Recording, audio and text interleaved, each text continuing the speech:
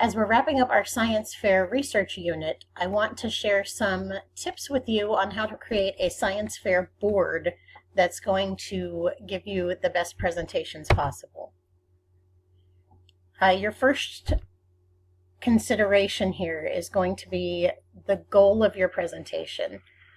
You want to make sure you realize that you're sharing a project with someone who may have no idea at all what you've been researching for the last 6 months.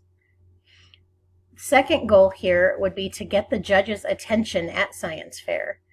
Your project could be the best project in the arena that day, but if you can't get the judges to want to stop and find out more information about what you did, you're not going to get the attention that your project deserves. Your board should also be a nutshell summary of what you did for your project. You want your viewer to understand what question did you ask, what hypothesis did you propose, how did you do your experiment, and what was the outcome. If you're still confused on the basic goal of your board, you can always come talk to me. You can also look at the sample boards that I have up in the classroom and the link that's on my webpage to the Art Skills website. You want to make sure you make a note of anything you see in those samples that you really like. Maybe there are some colors that you like, maybe there are particular letters that you like, or a layout that really catches your eye. Okay, second part is to remember that we're shooting for a 36-inch by 48-inch tri-fold board. Remember, those are available at Dollar General just down the street, but like I have said before, if you need me to pick one up for you, I can also do that. Just make sure you let me know by Friday. Okay, we also want to make sure that you get your board early because there are 70 of you that are making these boards, and if everyone goes to Dollar General at the same time, there are probably only about 12 of you that are going to get what you're looking for. So make sure we're not putting off buying those boards until the last minute. Make sure the title of your board is eye-catching. Okay, we want it to be accurate.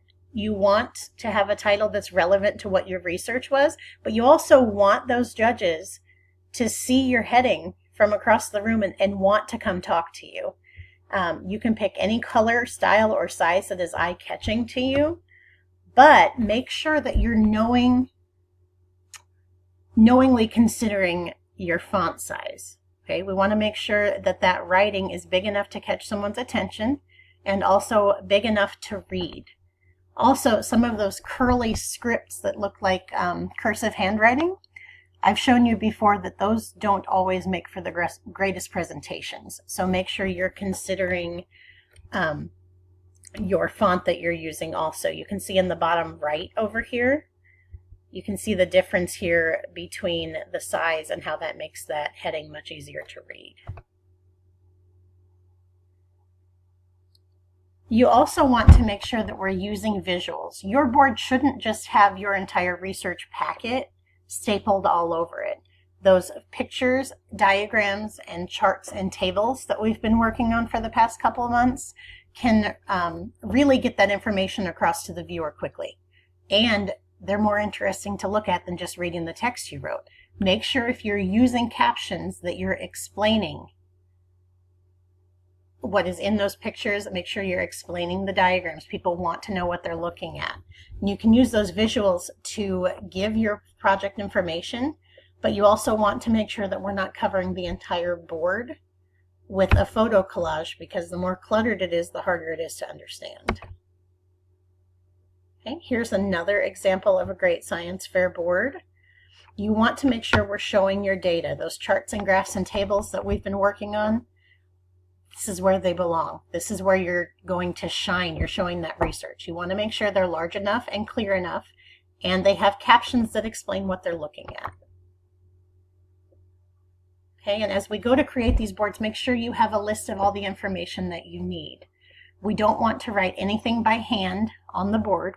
Okay, we have access to the computers. We're going to use them to the best of our ability here. Okay, so we need a list. You're going to need your headlines. You need your title, your written information, diagrams you want to use, tables and charts, what photos are we printing, and don't forget those resources. And we can check off that list as we go to make sure you're not forgetting anything. Okay, and lastly, make sure you're planning ahead. Creating these on Friday night right before they're due on Saturday is not the best approach here, guys. You have time, use it to the best of your ability, because you're going to need it. There's a lot more to creating this board than just gluing on some pieces of paper on a poster board. Okay, this is the very end of your project, and I hope you have enjoyed the process. I am really excited to see what you can show the judges. Good luck.